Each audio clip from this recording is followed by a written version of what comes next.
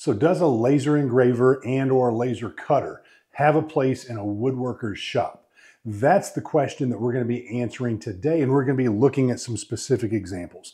Now, spoiler alert, obviously, if I have it right here and I'm showing you samples of my work, my answer is yes. But I'm going to lay out my case and talk about 5 specific things that you can do with a laser cutter or a laser engraver in your wood shop. Now make sure you stick around till the end, because we're also going to be putting this xTool D1 Pro to the test and seeing how much we can actually cut with this 20-watt laser. I will put it to the test and I will try to make it fail so we can see how much you can actually do with a 20-watt laser. Hey, this is Damien from Southpaw Designs, and if you watch my channel at all, you know that I love creating innovative and creative woodworking projects that use a little bit of technology like my CNC and then also my laser engraver or laser cutter.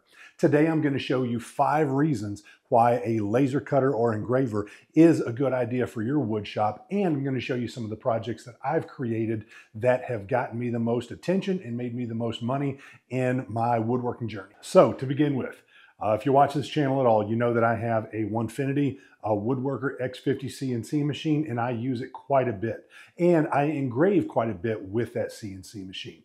But there are situations where a laser cutter or a laser engraver is better than a CNC, and let's talk about it. If you look right here, this is a multi-level charcuterie board that I'm building for a Christmas gift.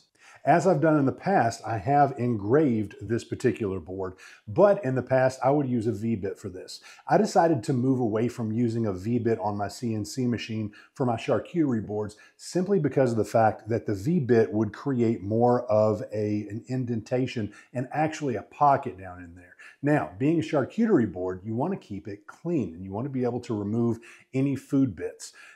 Using a V-bit increases the chances that food would actually get caught down in that engraving. So for this particular purpose, a laser engraver is actually a better choice than a CNC for engraving on this type of a project. Now, for many situations, using a V-bit on your CNC is a perfectly suitable option and is the best choice for the job. However, if you're doing anything that could have food in it, keep that in mind, that you want to make sure you don't leave any opportunities for food and bacteria to get stuck on there. Next, when you're cutting out certain types of materials, such as plywood, a CNC has a tendency to leave a rough edge. Even a good end mill will leave that rough edge. It's just the nature of the wood. So many times you need to sand it to clean that up. Now, with something like a charcuterie board, that's generally not a big deal because you have flat edges and large edges. But for small things like this lettering, it's very difficult to get inside of all these little grooves and sand them off. So the use of a laser cutter is to your advantage because it gives a much smoother cut when it's all said and done.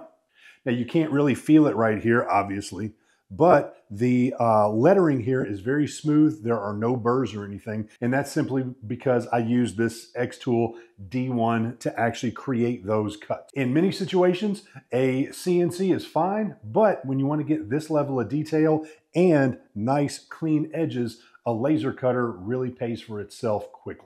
Next, a laser cutter is going to give you the ability to get much more detail than you would even with a CNC. A CNC bit still has a rounded edge. So when you're wanting to cut out items, you really have 2 main choices. One, use an end mill, which is excellent, but as we've already said, it tends to leave edges that need to be sanded. But also that end mill is a round bit, so it's going to have a bit more of a radius that can't get into these tight corners. What that means is that you're going to have slightly rounded edges where you may want to have a nice sharp corner, especially down at the end of this curve right here. Also, because of the nature of a CNC machine and that you're using a router or a spindle, there is the chance that these fine, intricate pieces could break. So if you want to be able to make really fine cuts, a laser is better because it's not actually touching your workpiece. It's not vibrating on it, so there's very little chance that those little bitty wood pieces are going to break. What that means is that you can generally get very fine details and very thin cuts from a laser cutter that you can't get with a CNC machine. Now, keep in mind that a laser engraver and a laser cutter are typically just the same thing. We just use different modes. This particular laser cutter slash engraver is an xTool D1 Pro. It's a 20-watt laser, and I've used 5-watt and 10-watt lasers before, and they can cut thin material, but I wanted to be able to cut thicker material. So we are going to put this to the test here in just a couple of minutes. We're going to see how this will cut wood up to 1/2 inch, and we're also going to try softwood, and we're going to try hardwood to see if we can actually break this thing. Another reason I like using a laser cutter is that it allows you to make a lot of simple, small projects that a conventional woodworking shop might not really be into, but I enjoy it. This is a Christmas ornament that we're going to be giving to some friends who I don't think they watch this channel.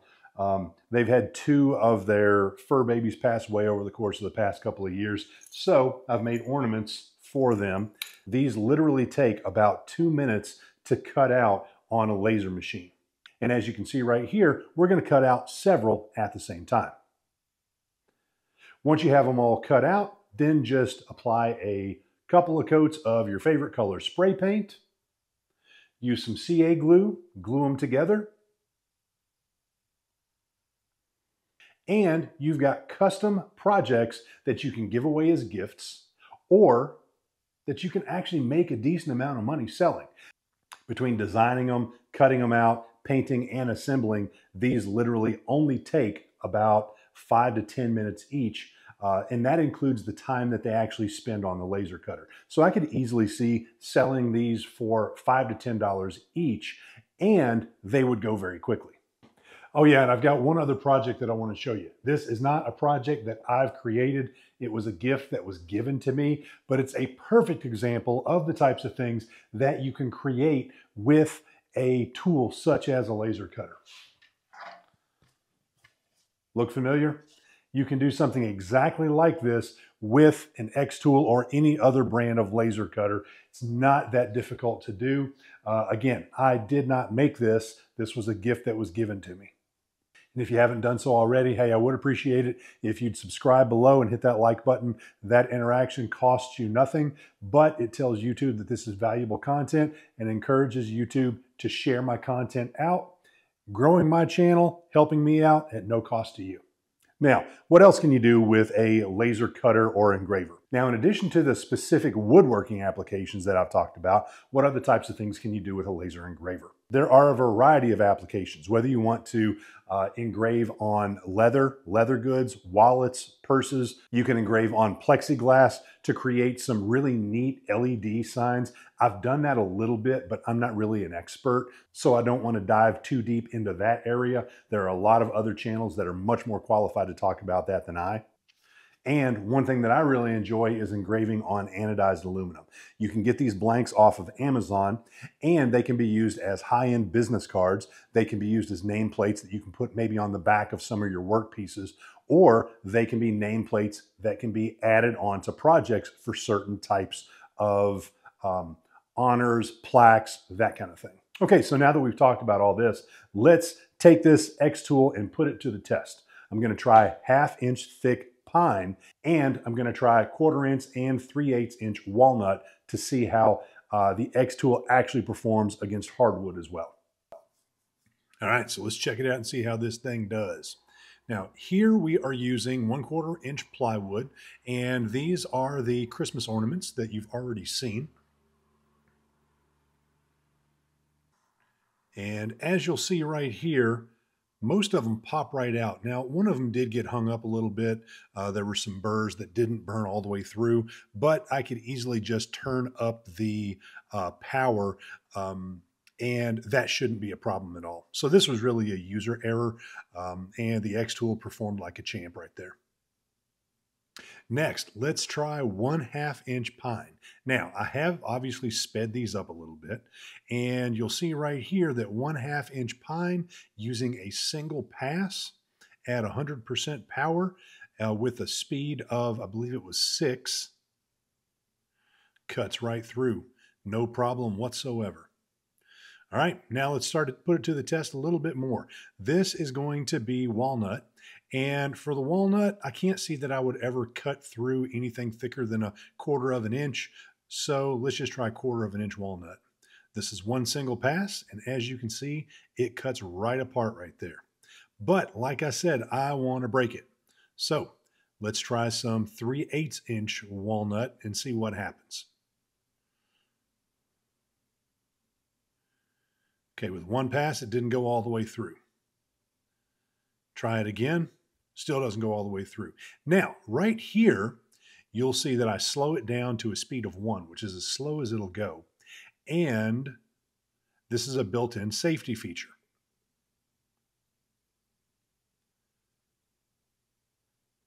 Because it was going so slow, the wood actually caught fire and it stopped and makes a loud noise that I'm not going to make you listen to.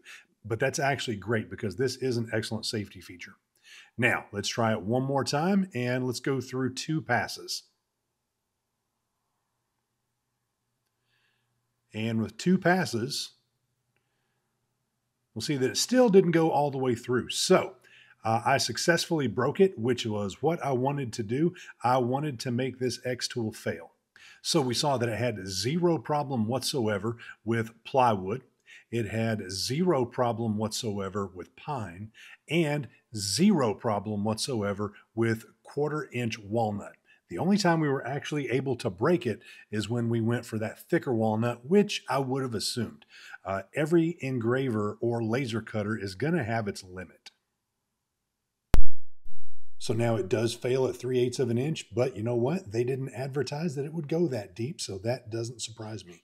Does it hold its own and does it do as advertised? I would give it a big thumbs up there.